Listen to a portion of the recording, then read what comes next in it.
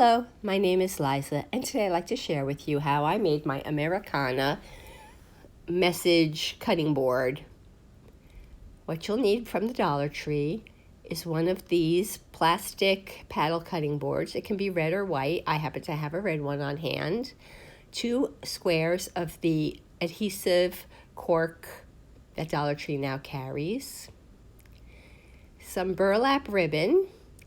Unfortunately, they don't carry it with blue dots, and I really wanted blue dots, so I cut a length of ribbon off of this spool, and with a sponge pouncer and some blue acrylic ink, I just transformed my white dots into blue dots.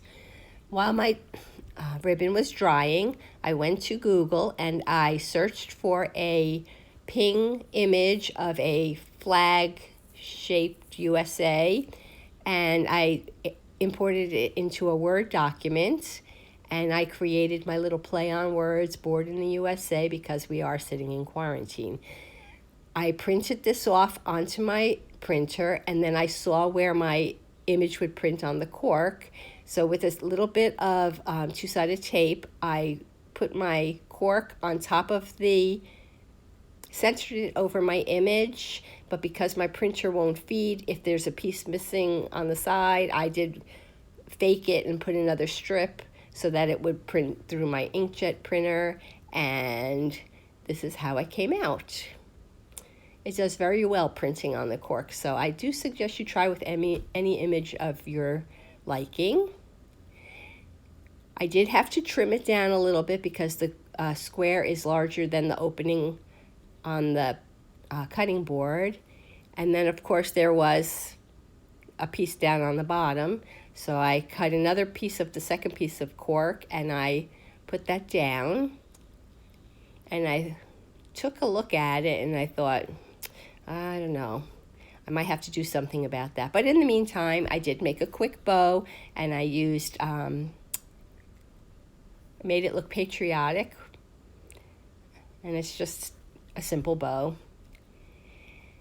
And then that's when I decided I was going to make it a memo holder. So I did misprint it the first time, so I had that cork left over, so I just cut that down the same size as the lower portion, and then I had this like stick left over from the Valentine hearts that, you know, the little puffy hearts are on. So I layered all my layers of cork on the bottom portion, and then I used that red stick as a divider to make it look like this was intentional. I know it doesn't look like it was 2 pieces of cork put together.